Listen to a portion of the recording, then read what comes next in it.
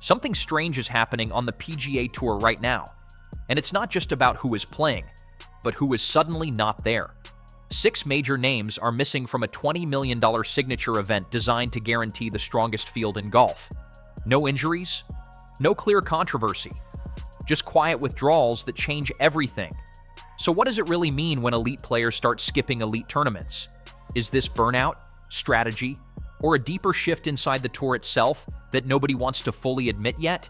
If you follow PGA Tour stories like this, like the video, share it with a golf fan, and subscribe for more real breakdowns like this. This is where things start to feel off.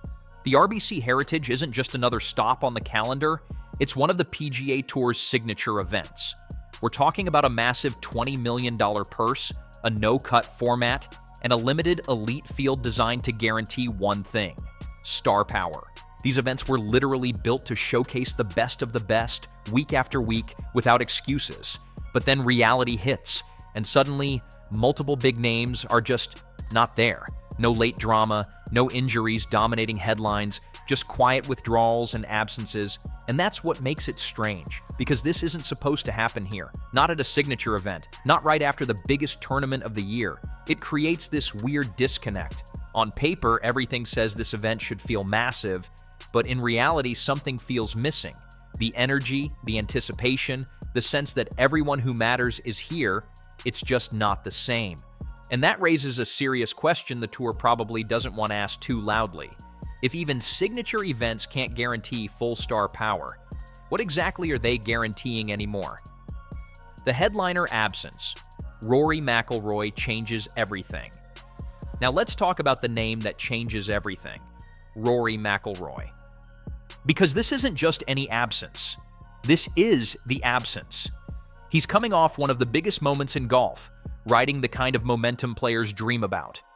A Masters win, historic territory, global attention at its peak. And this was the perfect stage to carry that energy forward. But instead, he steps away. And look, from a human perspective, it makes sense. After a moment that big, physically and emotionally, taking time off is earned. But from a tour perspective, it hits differently, because Rory isn't just another player, he's a needle mover. When he's in the field, everything feels bigger: the coverage, the crowds, the stakes. And there's history here too. Back in 2023, he faced criticism for skipping elevated events, even taking penalties. So this decision, it's not just about rest, it's a signal, a choice. Because when the biggest star in the game decides not to show up to one of your biggest events, it doesn't just change the leaderboard, it changes the entire feeling of the tournament. This one hits differently because it's not about schedule or strategy, it's about emotion. Justin Rose walked into Augusta with everything on the line, and for a moment, it felt like his story was about to turn into something special. He had control of the leaderboard, he had momentum, and he had the kind of Sunday position players dream about. But then it slipped away in the final stretch, and suddenly the win that felt close was gone. That kind of collapse doesn't just disappear when the round ends. It stays with you. And that's where this withdrawal from the RBC Heritage starts to make sense. It's not physical injury, it's mental exhaustion. The kind that comes after pouring everything into a tournament and walking away with heartbreak instead of glory. Because golf is different from most sports. You don't just recover your body, you have to reset your mind. And when that doesn't happen fast enough, even signature events feel like too much too soon. Golf isn't just physical. Mental burnout is now shaping schedules in ways fans are only beginning to notice. The pattern nobody talks about. At first glance, the withdrawals look random, but when you step back, a pattern starts to appear. This isn't chaos, it's selection. Take Hideki Matsuyama, for example.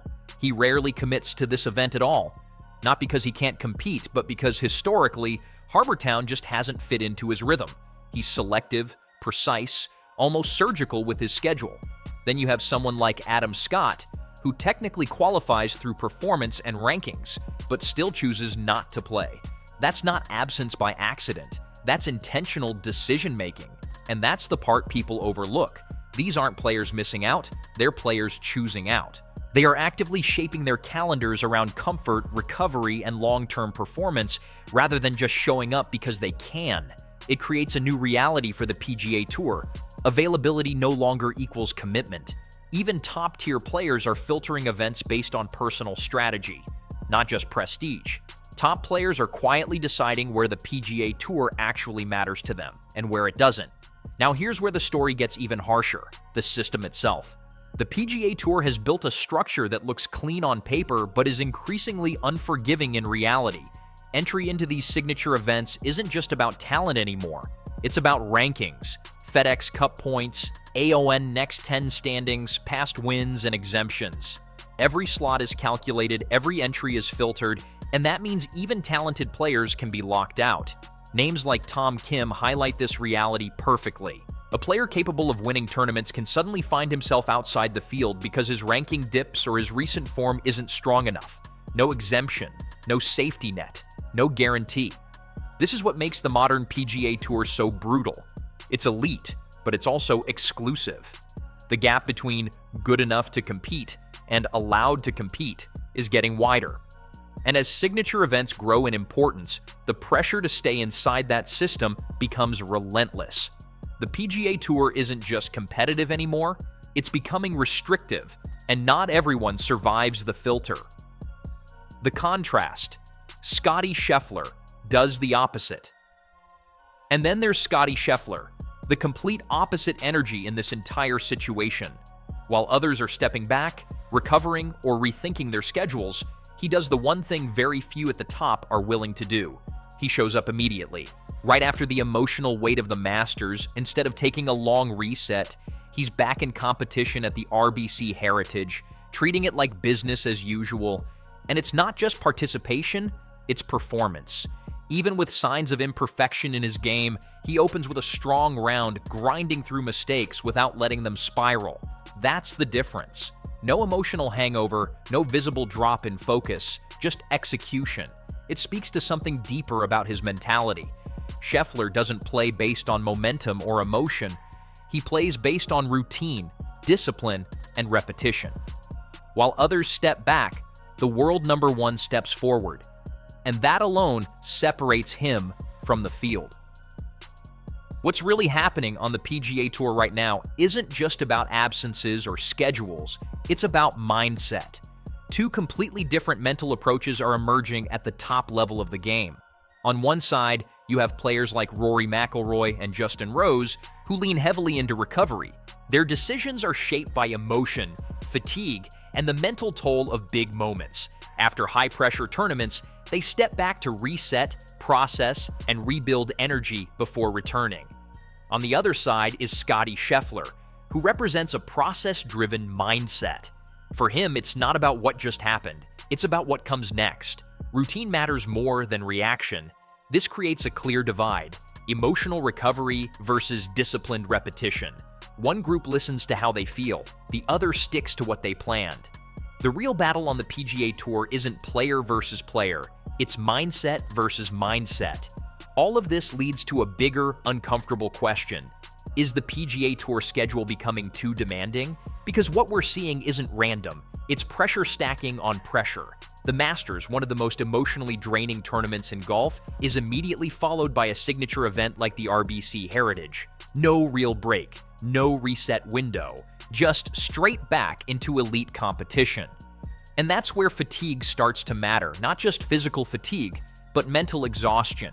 Players who just experienced career-defining moments are expected to show up again at full intensity within days. That's not easy, even for the best in the world. At the same time, the tour is increasing the importance of signature events, making them more valuable, more exclusive, and more demanding. The system demands everything, but players are quietly starting to push back in their own way. At first glance, it looks like just another tournament storyline, some big names missing from the RBC Heritage, a few withdrawals, and a reshuffled leaderboard. But if you zoom out, this isn't really about one event at all. It's about what the PGA Tour is slowly turning into. Because when multiple top players start skipping a signature event designed specifically for elite participation, it stops being a coincidence and starts becoming a signal. A warning sign. Something is shifting underneath the surface of the game. The PGA Tour is now caught between two identities. On one side, there's tradition, playing every week, honoring the schedule, competing across the full season. On the other side, there's modern reality. Burnout, selective scheduling, mental recovery, and players treating their calendars like long-term performance strategies instead of obligations. And right in the middle of that conflict, events like this start to feel like pressure points where the tension becomes visible. Who plays, who doesn't, and why. It all starts to matter more than the leaderboard itself. This isn't 6 players missing a tournament. This is a tour being tested, because when showing up becomes optional, the system itself becomes questionable.